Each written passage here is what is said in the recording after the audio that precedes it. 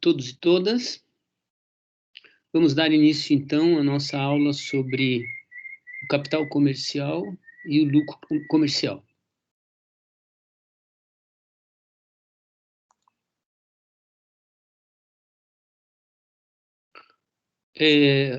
Capital comercial e lucro comercial correspondem a 2 capítulos. O primeiro é o capítulo 16, que define o que é capital comercial, e o capítulo 17 discute a formação do lucro comercial.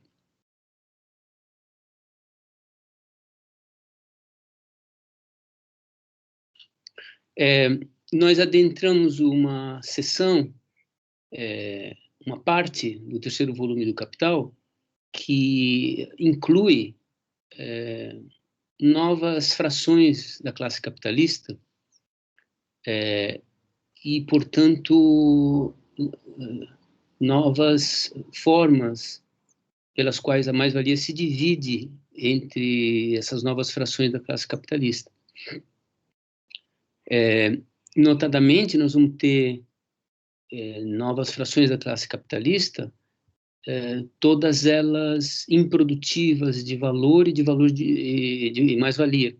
E, portanto, elas terão que participar da mais-valia produzida no ciclo do capital industrial. Então, o que nós vamos ver é como a mais-valia se reparte em lucro industrial, lucro comercial, lucro bancário e renda da terra. Estava previsto pelo Marx o estudo do Estado e a elaboração de um livro específico sobre o Estado, e, obviamente, nesse livro específico sobre o Estado, ele estudaria a fundo o problema da tributação, que apareceria como uma forma de punção ulterior da mais-valia por parte do Estado. Mas essa questão fica fora dos limites da nossa investigação, da nossa apresentação durante essas próximas aulas.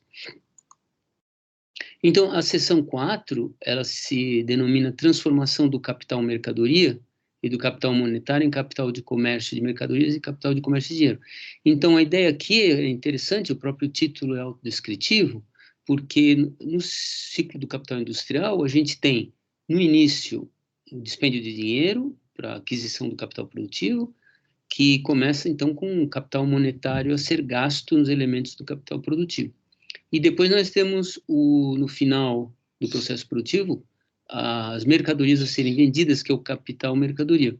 Então, a cada um desses polos de atividade, digamos assim, o polo inicial que envolve a manipulação de dinheiro e o polo final que envolve a manipulação da mercadoria, são as tarefas relacionadas a essas duas funções acabam se desdobrando em tarefas de capitais específicos. Então, a divisão social do trabalho no capitalismo, ela se expande para além da divisão do trabalho, digamos assim, de produção de novas mercadorias, para a própria divisão do trabalho do próprio circuito, de fases do circuito do capital, que se transformam em atividades específicas de capitalistas.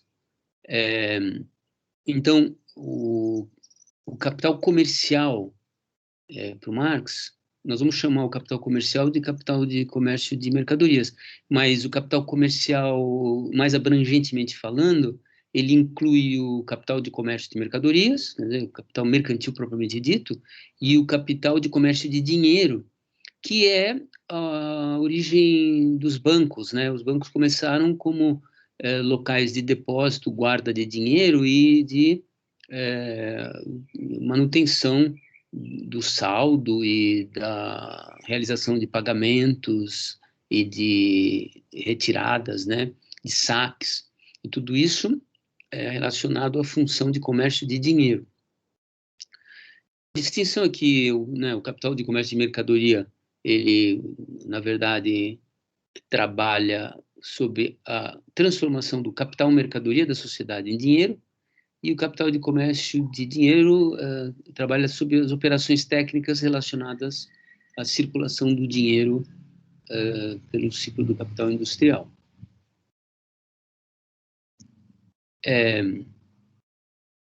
Então, como nós vimos, né, o capital industrial sempre existe, seja na forma de capital produtivo, seja na forma de capital que a gente chama aqui de circulação, que é o capital engajado nas fases de circulação, seja como dinheiro, seja como mercadoria.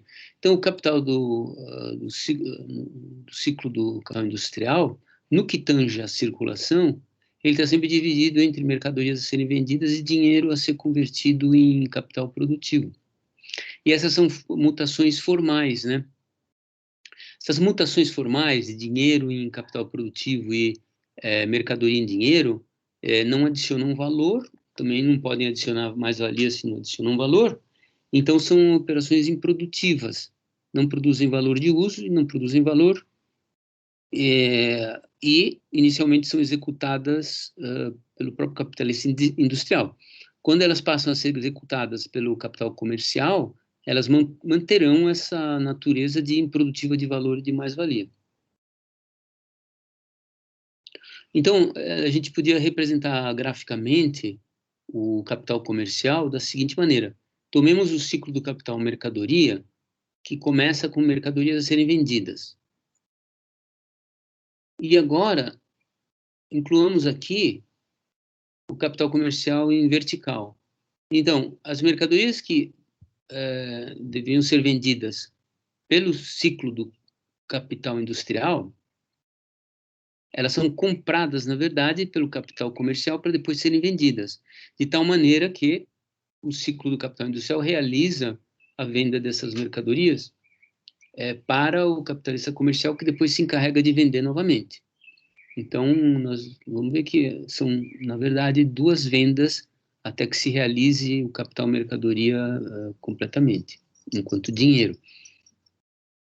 E para o ciclo do capital mercadoria, essa compra aqui é a realização dessas mercadorias em dinheiro. Então, para o ciclo do capital mercadoria, esse dinheiro do capital comercial realiza essas mercadorias em dinheiro, então aqui está o dinheiro relativo a essas mercadorias. E aí o capital industrial pode seguir seu ciclo, enquanto o capitalista comercial ainda precisa vender as mercadorias que passaram para suas mãos. Então, o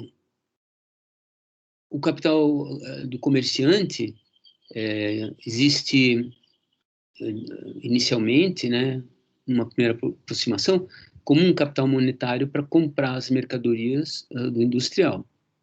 E essa fórmula aqui, que é a fórmula do capital comercial, compra e vende, é a fórmula que a gente tinha encontrado no primeiro livro do Capital, que era a fórmula do capital tal como ele se expressa na circulação. Comprar para vender mais caro, né? Comprar para obter dinheiro de valor maior do que o dinheiro inicialmente despendido.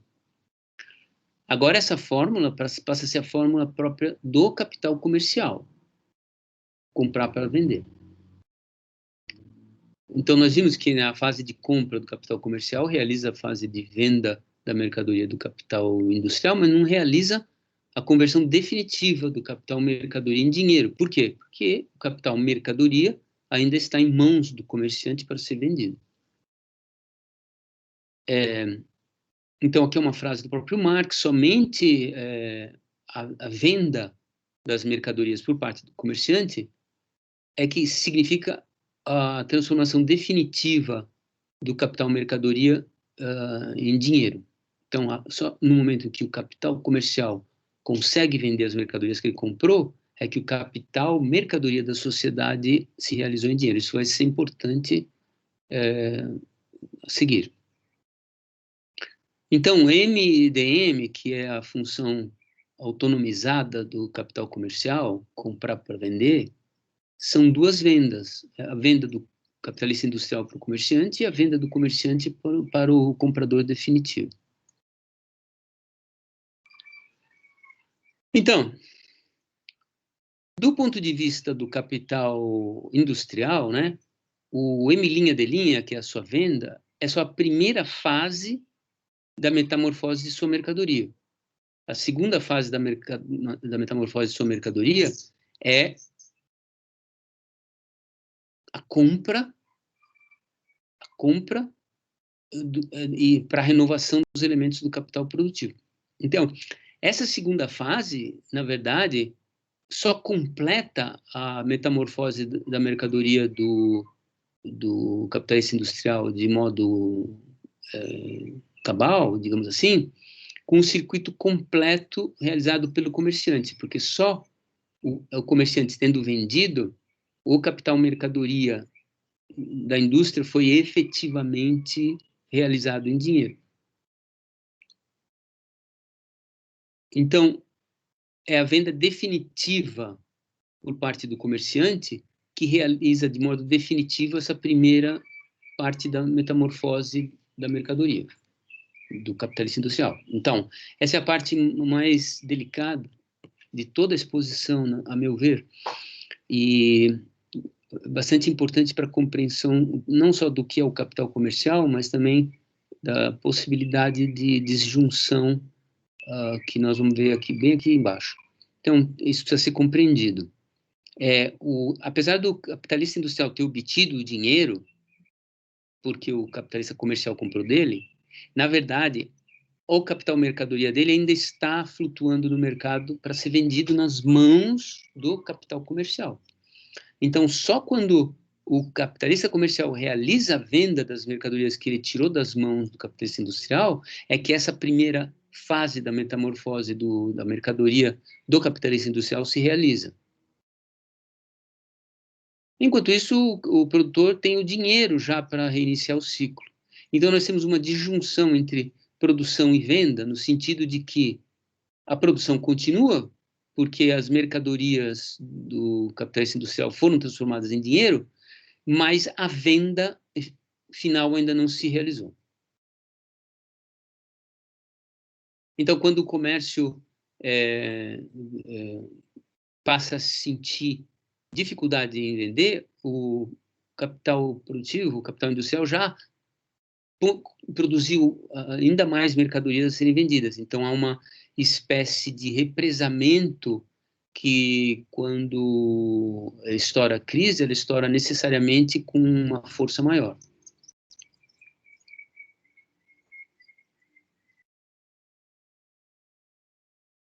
Então, o que o capital comercial faz, que a atividade do capital comercial faz, é apenas mediar essa transação entre dois produtores ou entre o produtor e o consumidor, no sentido de que só quando esse circuito todo do capital comercial se realiza, é que realmente as mercadorias produzidas por um industrial tornam definitivamente o seu utilizador final, seja ele um produtor ou um consumidor.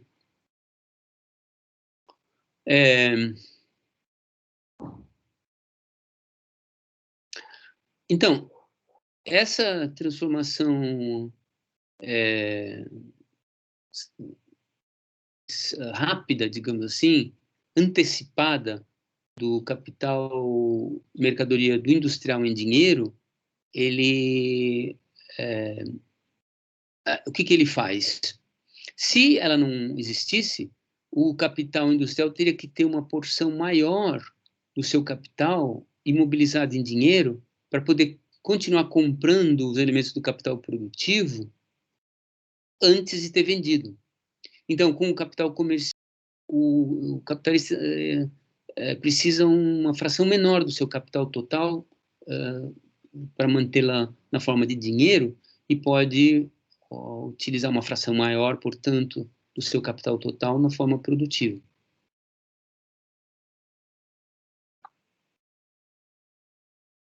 Então, apesar de parecer simplesmente um apêndice do capital industrial, o capital comercial é um capital autônomo, por duas razões. Ele tem uma separada das funções do capital industrial e detém um capital próprio, ou emprestado para efetuar essa função.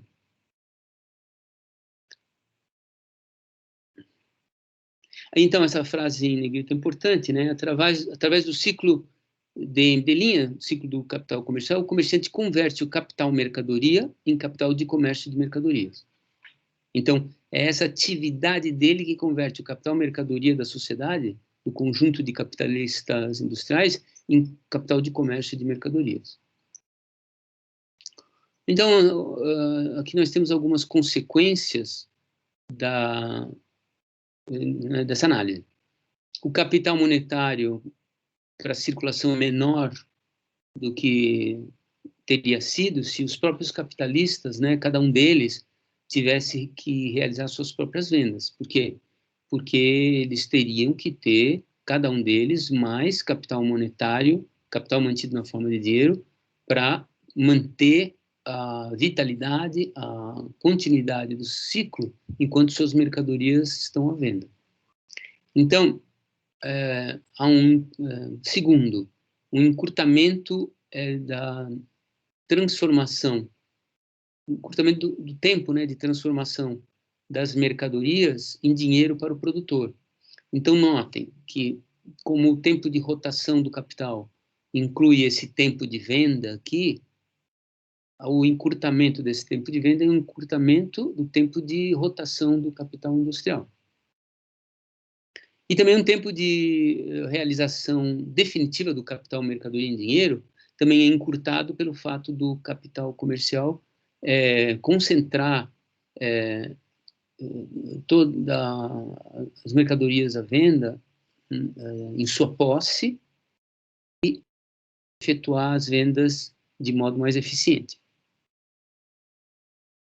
E uma terceira consequência é que um mesmo capital comercial de dada magnitude pode realizar inúmeras rotações, né? A rotação do capital comercial não se identifica com a rotação do capital industrial, no sentido que o capital comercial não espera o produto do capital industrial individual aparecer para comprar e vender.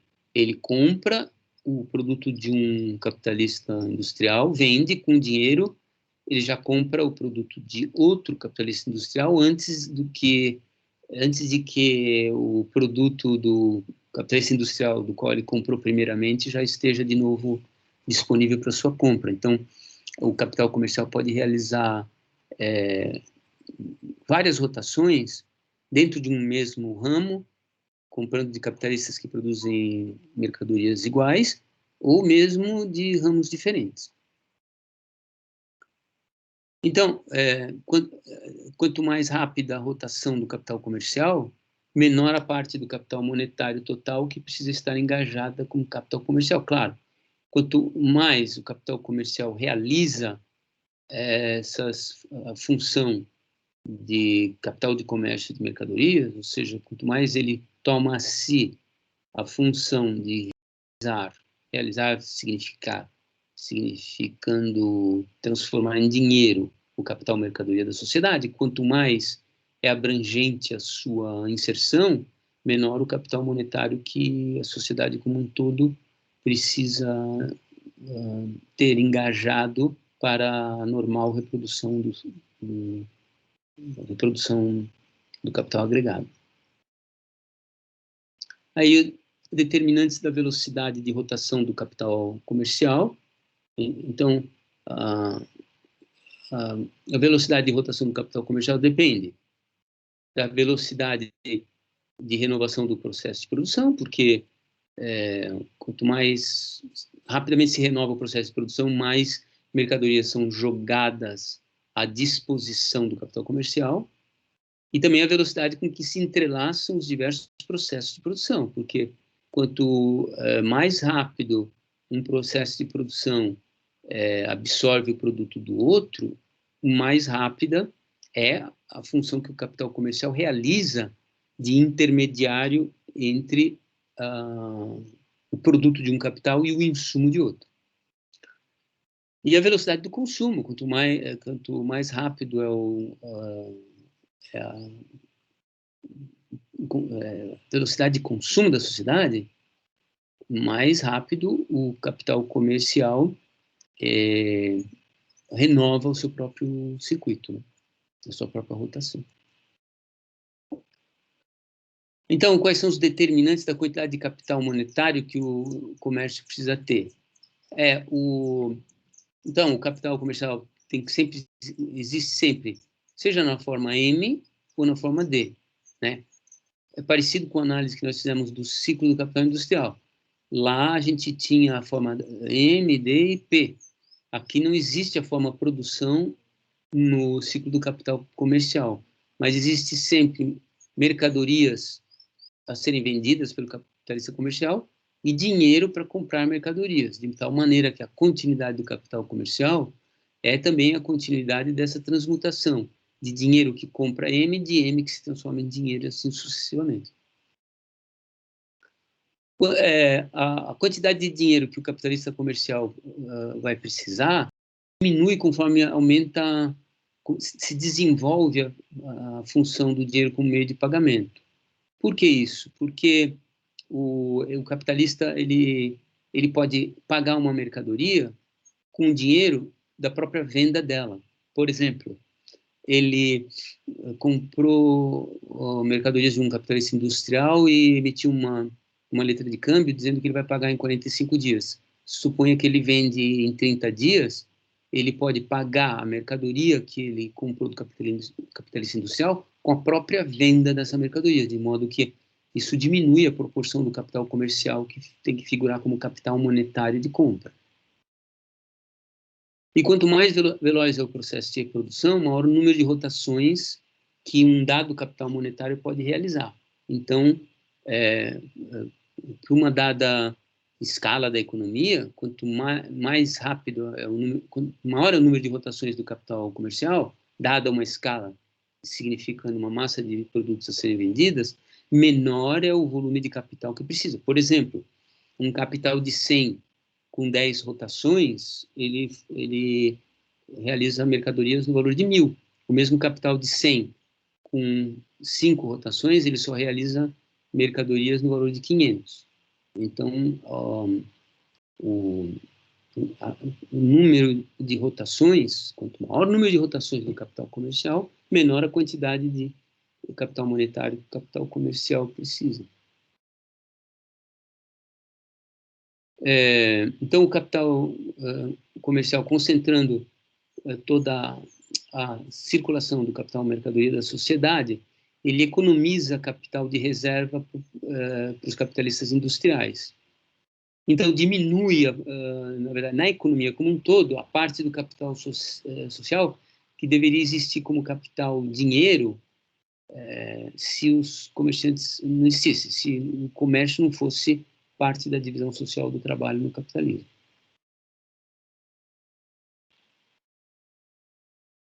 Então, o capital comercial abrevia o tempo de circulação, né? Então, ele aumenta a taxa de lucro porque ele reduz o capital de reserva do industrial. Então, para um dado capital produtivo, reduzindo o capital de reserva, diminui o capital total, sendo a massa de mais-valia igual. Então, aumenta a taxa de lucro. E como ele reduz também o capital monetário que os capitalistas industriais teriam que ter no seu ciclo, ele capacita o capitalista industrial a trabalhar em maior escala, ou seja, ele pode aumentar esse C aqui e produzir mais-valia, mas nesse caso aumentaria tanto o C quanto o M. Não seria um aumento da taxa, seria um aumento do capital e da massa de mais-valia, por isso que aqui está a massa. Então, o capital comercial ele é um acicate à acumulação de capital e as consequências da maior acumulação de capital. Aqui a gente introduz o problema do lucro comercial, né? Falando um pouco dessa questão sobre trabalho produtivo e improdutivo. Então, nós dissemos, já foi enfatizado bastante que o trabalho que o próprio capitalista industrial engajava na compra de mercadorias do seu capital produtivo e depois na venda das mercadorias que emanavam da produção, esses dois trabalhos tinham uma forma de capital improdutivo porque eram trabalhos que não eram responsáveis pela produção de valores de uso, ou seja, são trabalhos que não incluem produção. E não incluindo produção de valores de uso, não pode incluir tampouco produção de valor, porque é um trabalho que não se materializa em nenhuma forma de riqueza.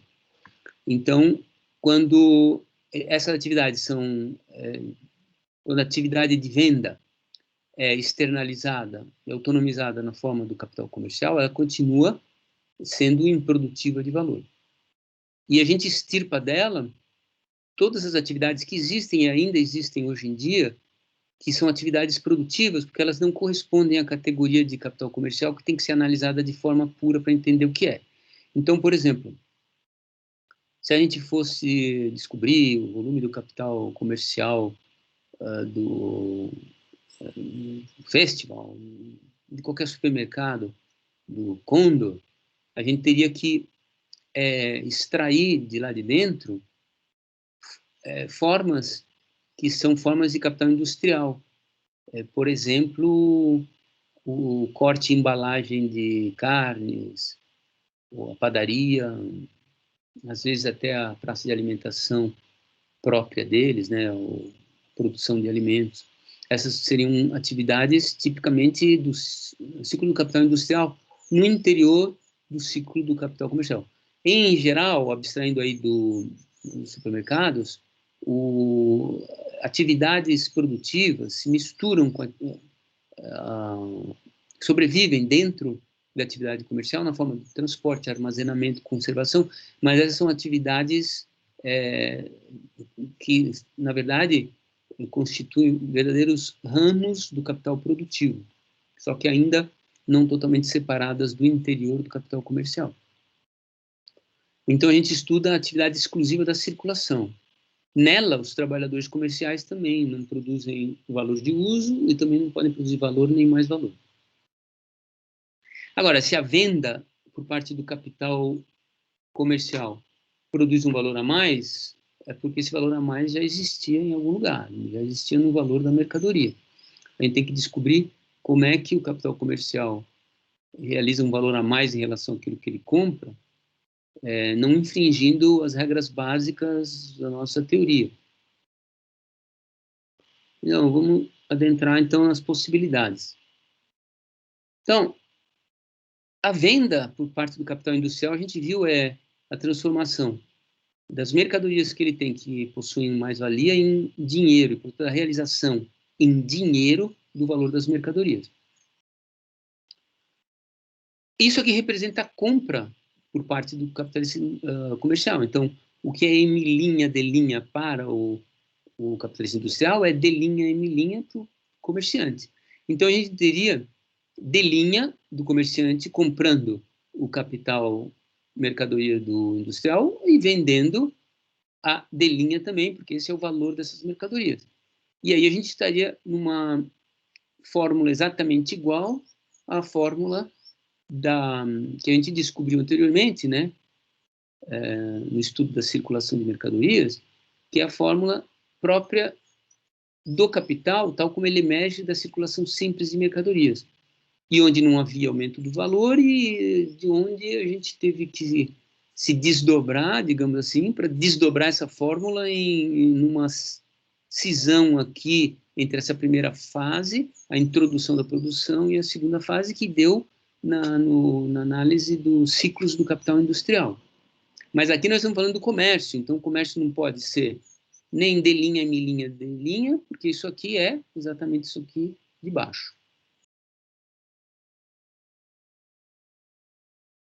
Para que houvesse aumento do valor, então ele teria que ter que ele comprasse as mercadorias do capital industrial por D', compra, e depois vendesse por um valor a mais.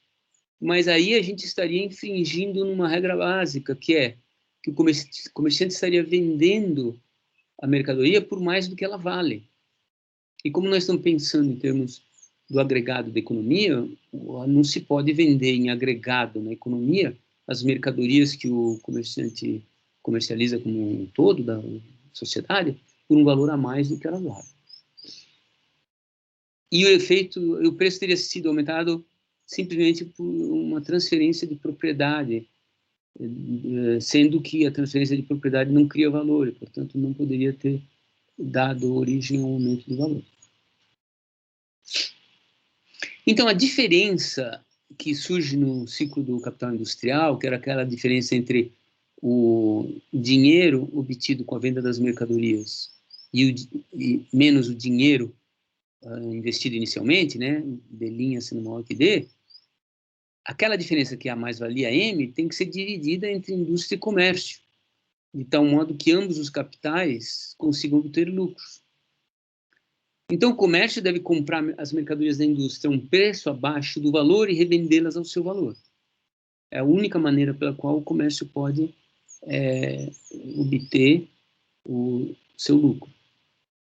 Então, a mais-valia que emana do ciclo do capital industrial tem que se dividir entre lucro industrial, que nós vamos chamar de L subscrito I, e lucro comercial, que nós vamos chamar de L subscrito C. Agora, tudo bem, nós demos nomes aos bois, o L subscrito I e L subscrito C, mas a gente não sabe como que se dá essa repartição. Não, essa repartição vai se dar porque o capital comercial que nós introduziremos entra na equalização da taxa de lucro. E, portanto, ele tem que obter um lucro médio, como os nossos capitais estudados no estudo dos preços de produção obtinham lucro médio. Agora, o capital comercial também vai obter um lucro médio de acordo com o capital que ele emprega para circular as mercadorias da sociedade. Então, o lucro médio do capital comercial vai ter que ser o quê? Vai ter que ser a taxa média de lucro aplicada ao capital comercial necessário para circular as mercadorias da sociedade. E o lucro industrial, o lucro médio industrial vai continuar sendo o lucro, o resultado, né, dessa multiplicação entre a taxa média de lucro e o capital aplicado na indústria. Então, a gente precisaria, então, descobrir essa nova taxa de lucro. Como é que ela vai ficar. Então, aqui a gente inclui um capital um capital comercial composto de duas partes. Uma parte é o capital de aquisição, que capital monetário de aquisição, que está escrito aqui em cima, que é o dinheiro que ele precisa para comprar as mercadorias para depois vender. E, além disso, ele precisa um capital de circulação, que não é de aquisição, mas é um capital que se materializa em coisas necessárias para efetuar a sua função. Por exemplo, aqui está escrito escritório, né, papel, máquinas de calcular, e força de trabalho. Eu deveria ter colocado força de trabalho aqui também. E força de trabalho estaria tudo incluído aqui nos custos de circulação. Então, esse CC sem subscrito, para diferenciar do C subscrito C, que era custo capital circulante, aqui é custo de circulação, tá? Esses são materiais e força de trabalho necessárias para efetuar o processo de compra e venda. E aqui é outra coisa, aqui é dinheiro necessário para comprar as mercadorias. Então, notem que se o capital produtivo da sociedade, vamos iniciar com os dados do próprio Marx, né? 720 de capital constante, mais 180 de capital variável, agora o capital produtivo tem que ser aumentado pelo capital comercial, em 150. E o valor do produto total, note que é o capital produtivo total mais a mais-valia produzida pelo capital produtivo da sociedade. Esse é o valor do produto. Tal como ele emana dos ciclos dos capitais industriais no seu conjunto. Então, a nossa taxa de lucro, a solução de Marx, né? A solução que o Marx apresenta é assim. Ele, então, divide 180, que é a mais-valia, está aqui. O produto total é 1080. a mais-valia é 180, aqui ele está trabalhando com uma taxa de 100%, mais-valia é 180, e o capital total é a soma de azul, amarelo e azul. Capital produtivo, industrial e capital comercial.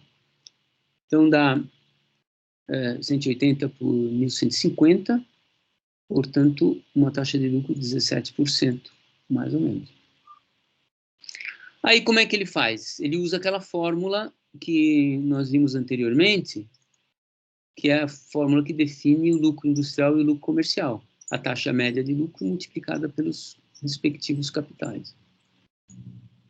Então, o lucro industrial médio é a taxa média de lucro vezes o capital industrial, que dá isso aqui, e o lucro comercial médio é a taxa de lucro média vezes o capital comercial, que dá isso aqui. Então, a soma dos lucros médios dá igual a mais-valia. O preço de aquisição pelo comércio é o preço de produção industrial, ou seja, nós estamos trabalhando com aquela mesma definição de preço de produção. Só que aqui a gente põe um I, porque como nós incluímos comércio, a gente coloca um I aqui só para distinguir que esse é o preço de produção da indústria. Ele é, então, o capital investido mais o lucro que se obtém, 1.054,26. Notem que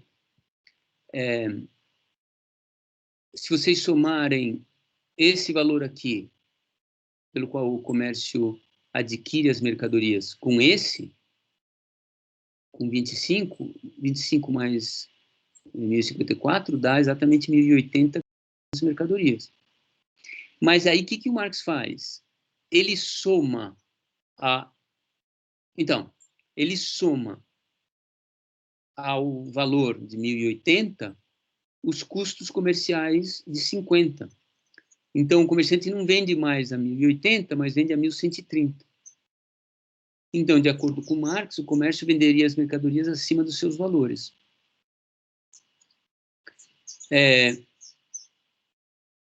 Aqui a gente apresenta uma solução alternativa pela qual o comércio vai vender a 1.080 e mesmo assim obter seu lucro médio.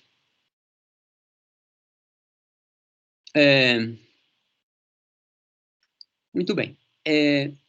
Então, a gente tem que ter uma solução que garante a reposição dos custos de circulação do comércio e, ao mesmo tempo, a igualdade de preço de venda do comércio com o valor total do produto. Então, a economia tem que funcionar, os capitalistas industriais têm que continuar trabalhando normalmente, o comércio tem que repor seus custos e nós temos que ter, ao mesmo tempo, uma igualdade de preço de venda, que seria 1.080, com o valor total do produto, que é 1.080. Então, como que a gente faz? Bom, os comerciantes, se eles têm esses custos aqui, e eles precisam recuperar esses custos, então eles cobram esses custos quando vendem o capital mercadoria da sociedade. Então, em cada fraçãozinha do capital mercadoria da sociedade, vai uma fraçãozinha do custo de circulação deles. Então, todos os preços das mercadorias que passam pelas mãos do capital comercial vão ser acrescidos de custos comerciais. Então, os meios de produção que os capitalistas compram vão ser acrescidos de custos comerciais, os meios de consumo que os trabalhadores compram vão ser acrescidos de custos comerciais e, portanto, o capital variável que o capitalista paga aos trabalhadores vai ser acrescido correspondentemente, e os meios de consumo dos capitalistas também terão seus preços acrescidos, todos eles acrescidos de 4,6%, porque essa é a proporção entre o custo de circulação e o valor do produto total, que nós estamos supondo que é todo comercializado pelos capitalistas. Então, a soma dos acréscimos deveria ser igual a 50, e, de fato, quando a gente calcula 4,6% de todas as frações, a gente tem exatamente 49,68, que é, para todos os efeitos, 50, porque nós perdemos alguma coisa aqui nas casas decimais. Então, os custos de circulação não poderiam ser retirados do capital constante nem do capital variável, porque aí a economia diminuiria de escala. eles têm que ser retirados da mais-valia.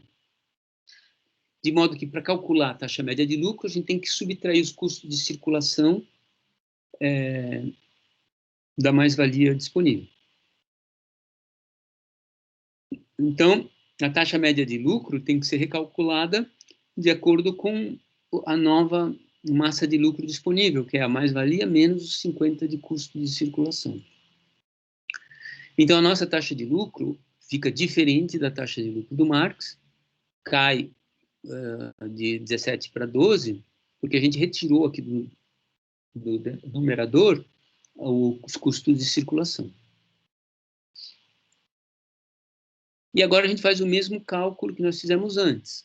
O lucro médio da indústria passa a ser 900 vezes a taxa média de lucro, que dá 111. O lucro comercial passa a ser 12% vezes o capital comercial. E o preço de aquisição do capital mercadoria da sociedade pelo comércio é o preço de produção da indústria, o preço pelo qual a indústria vende ao comércio e realiza seu lucro médio. Então, vai ser o custo de produção da indústria mais o lucro médio, 900, mais o lucro médio, que é 111, que dá 1.011,42. E o preço de venda do comércio é o valor, que é o preço de aquisição, mais o custo de circulação, mais o lucro médio, que dá exatamente os nossos 1.080.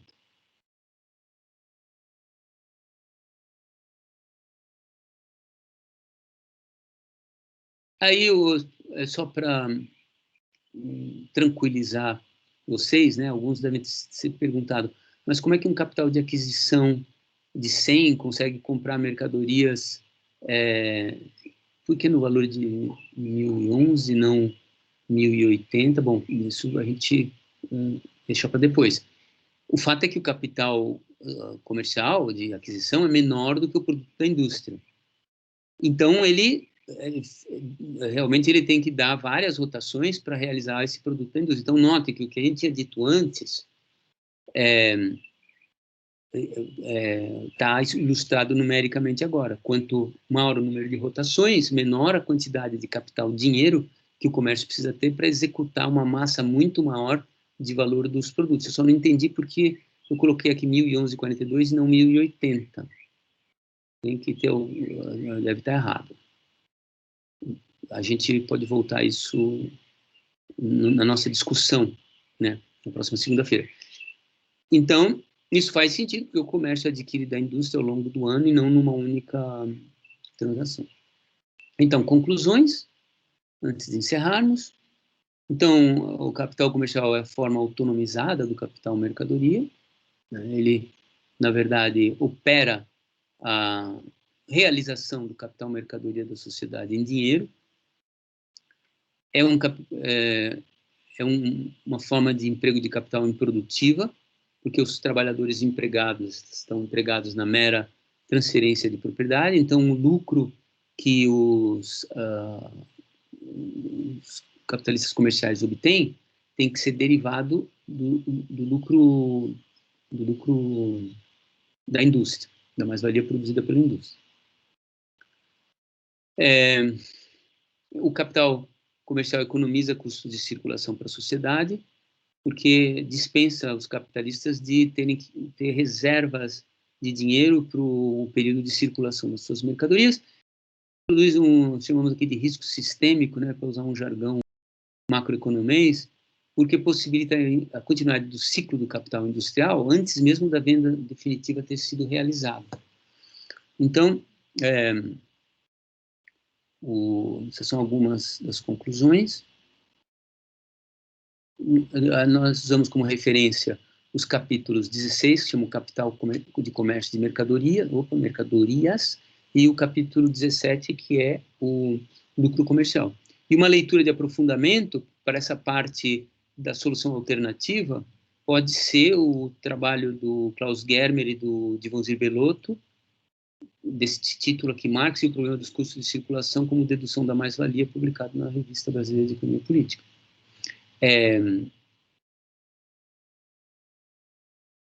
Então, nossos queridos estudantes.